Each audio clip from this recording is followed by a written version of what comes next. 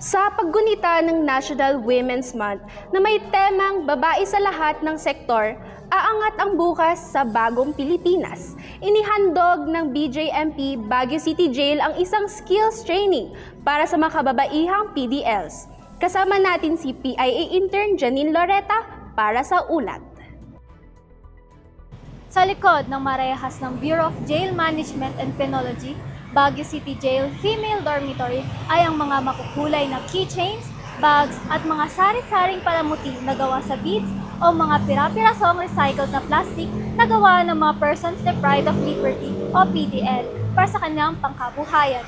At sa mga tila palamuti sa labas ng kanilang selda ay ang mga individual na may pangarap at inaasahang haharapin sa labas ng kanyang pansamantalang pagkakakulong. Kasabay ng paggunita ng National Women's Month ngayong Marso ay ang handog ng BJMP, Baguio City Jail Female Dormitory na skills training sa pagme-makeup at pangangalaga sa katawan para sa mga kababaihang persons deprived of liberty. I will demonstrate to you how you will clean your face, that is skincare, and also a simple makeup. Simple lang tayo sa makeup kasi alam ko naman, hindi nyo na maharap mag-makeup ng todo-todo. Kami na ginagawa eh. Pero na kung pupunta kayo ng isang special occasion, syempre, kailangan nyo din yon. Kilala ang Baguio City Jail sa kanilang mga livelihood and rehabilitation projects kung saan ang mga PDLs ay natuturuang gumawa ng sari-saring products and crafts tulad ng mga bags, purses, tinapay at iba pang mga pangkabuhayan.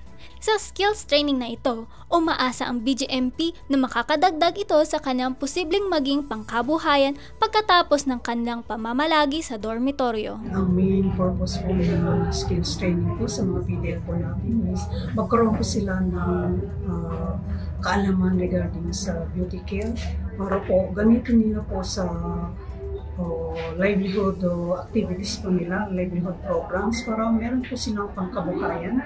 Habang nandito po sila, matututo po sila para po pag nabigyan po sila ng pagkakataon na makalabas ay pwede nilang magamit paglabas nila. Gawa po sila ng business din po nila sa labas. Para po sa akin maganda po yung produkto, lalo na po sa akin na hindi ko alam mag-apply ng makeup. So ngayon po natutunan ko na po.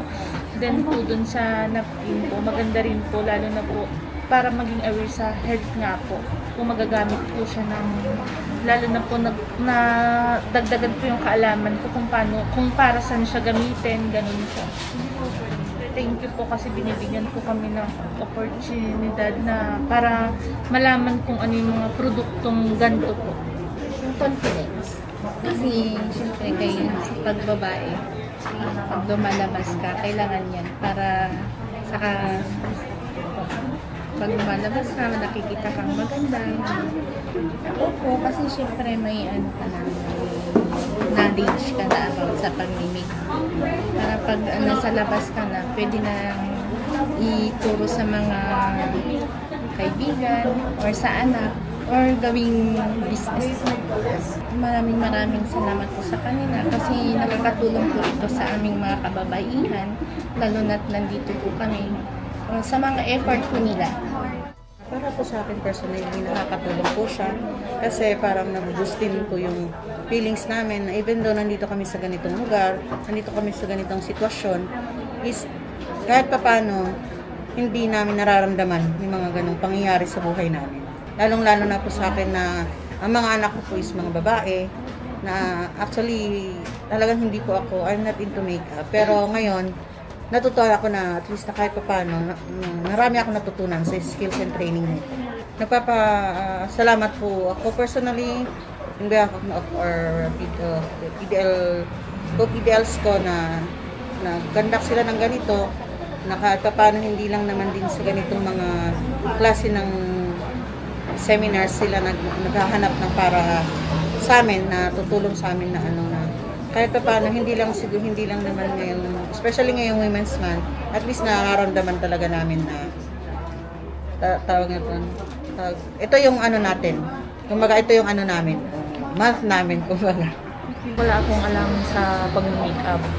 So, bali, kahit nung naging dalaga na ako or until now na may anak na ako, hindi ako mukhang sa makeup. So, kanina naging interested ako kasi nakikita ko yung ibang mga kasamahan ko dito na very confident sila with their makeups on. Yan, parang dagdag kaalaman sa amin, nakagaya ko na walang alam sa makeup, ganyan.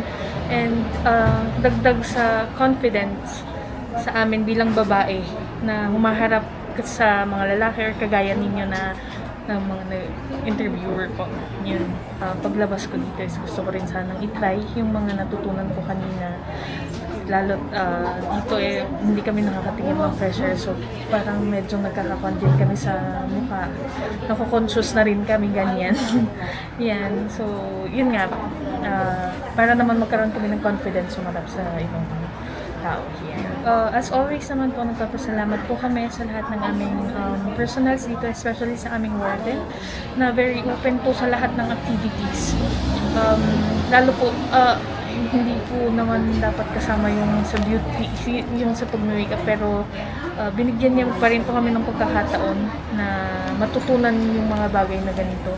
Dito ay makikita natin na sa simpleng pangangalaga sa sarili sa pamamagitan ng pagme-makeup at pagpili ng mga produktong pangkalusugan, kasabay na rin ng pagpapakilala ng bagong pangkabuhayan ay maaaring ma-empower ang mga kababaihang PDLs sa Baguio City Jail. Sa labas ng rehas ay may naghihintay na magandang bukas. Sa kabila ng pansamantalang pagkakakulong ay mayroong naghihintay na makulay tulad ng makeup at mga keychains na gawa nila na kinabukasan para sa kanila. PIA SLU intern Janine Laureta para sa PIA News Cordillera.